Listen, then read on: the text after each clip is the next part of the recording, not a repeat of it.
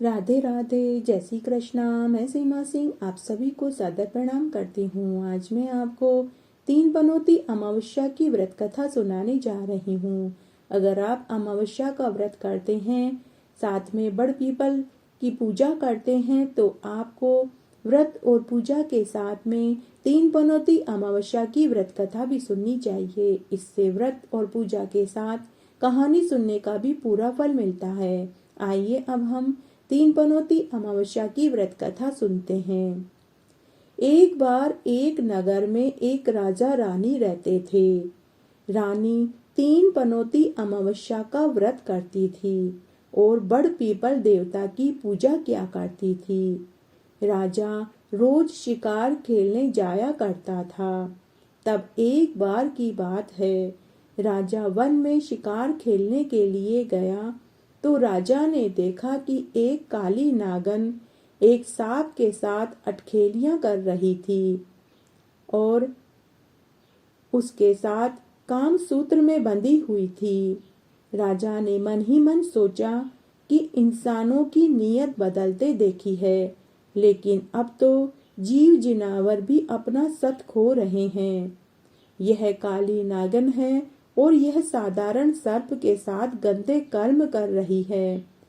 इसका काला नाग न मालूम कहाँ चला गया। तब राजा ने एक डंडे की मदद से उन दोनों को अलग कर दिया और फिर राजा जंगल में शिकार खेलने के लिए चला गया। लेकिन काली नागिन को यह बर्दाश्त नहीं हुआ, क्योंकि उसका मिलन सांप के साथ होने ही वाला था कि राजा ने उन्हें डंडे से अलग कर दिया। काली नागन नाराज होकर कोप भवन में चली गई। शाम को जब नाग आया तो उसने अपनी नागिन से नाराजगी का कारण पूछा। तब नागिन झूठी मनगढ़ंत कहानी सुनाते हुए बोली कि जब तक आप इस नगर के राजा को नहीं मारोगे, तब तक मैं अन्न जल ग्रहण नहीं करूंगी। तब नाग देवता ने पूछा कि उस राजा ने तुम्हारे साथ ऐसा क्या बुरा किया जो तुम उसको मारने की कहती हो। तो नागन बोली कि हे नागराज, मैं अपने बिल में चुपचाप सो रही थी। उस राजा ने मुझे खूब डंडे से मारा। यह सुनते ही नाग को भी क्रोध आ गया। वह बोला, ठीक है, आज ही मैं उस राजा को मार कर ही दम लूंगा। उधर राजा शिकार खेलकर महल में पहुंचा। उस दिन अमावस्या थी। रानी चंद्रावती का व्रत था। उसने उस दिन बड़ पीपल की पूजा भी करी थी। राजा ने महल में आते ही रानी से कहा कि रानी, बहुत भूख लगी है, जल्दी से खाना परोस दो।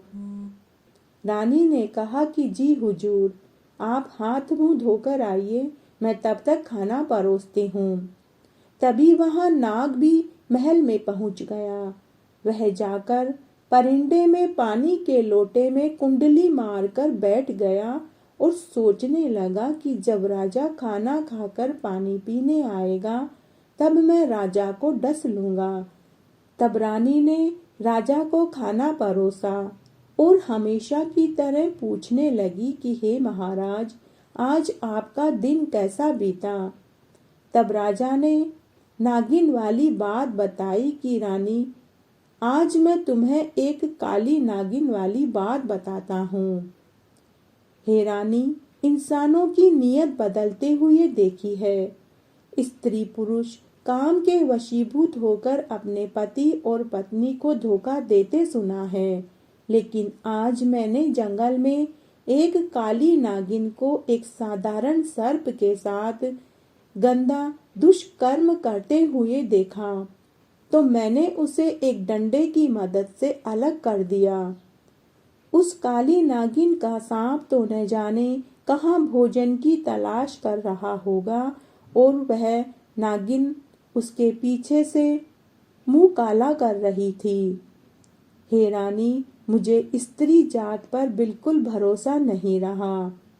तभी उनके घर में भोजन बनाने वाली नौकरानी राजा रानी से बोली कि हे रानी, अब कहीं वह काली नागन अपना बदला न लेवे, कहीं वो राजा को डस न ले। तो रानी बोली कि नहीं, ऐसा कभी नहीं होगा। मैं 3 पनौती अमावस्या का व्रत करती हूँ और बड़ पीपल देवता की पूजा करती हूँ। मेरे ऊपर महादेव जी व माता पार्वती जी का आशीर्वाद बना हुआ है। उनकी वजह से मुझे अखंड सौभाग्यवती होने का आशीष मिला हुआ है। मेरे सुहाग को कुछ नहीं हो सकता। तभी वहां परिंदे में कुंडली मार कर बैठा हुआ काला नाग सबकी बातें सुन रहा था। सांप ने मन ही मन सोचा कि आज तो अनर्थ हो जाता अगर मैं नागिन की बातों में आकर राजा को डस लेता, तो आज मेरा सत भी नष्ट हो जाता। नागिन ने तो अपना सत खो दिया। इस पतिव्रता रानी के पति को अगर मैं डस लेता तो शायद मेरा सत भस्म हो जाता। इस राजा की रक्षा तो महादेव जी व पार्वती जी कर रहे हैं। तभी वह सर्प चुपचाप वापस चला गया। जब वह बिल के पास पहुंचा तो नागिन ने कहा कि आपने मेरे बेरी दुश्मन को मारा या नहीं। तब नाग ने कहा कि अरे दुष्टा, अरे कुलंकिनी, एक पतिव्रता नारी कुल का नाम रोशन करती है, लेकिन तेरी जैसी नीच पदभ्रष्ट औरत 7 जन्मों तक पिशाच की योनि में पड़ी रहती है। हे दुष्टा, मैं तुझे शाप देता हूँ कि तू 7 जन्मों तक पिशाच की योनि में दुख भोगेगी। यही तेरा पश्चाताप होगा। और वह नाग ऐसा कहकर वहां से चला गया। इस तरह आज मैंने आपको 3 पनौती अमावस्या की व्रत कथा सुनाई। मेरे साथ बने रहने के लिए आपका धन्यवाद।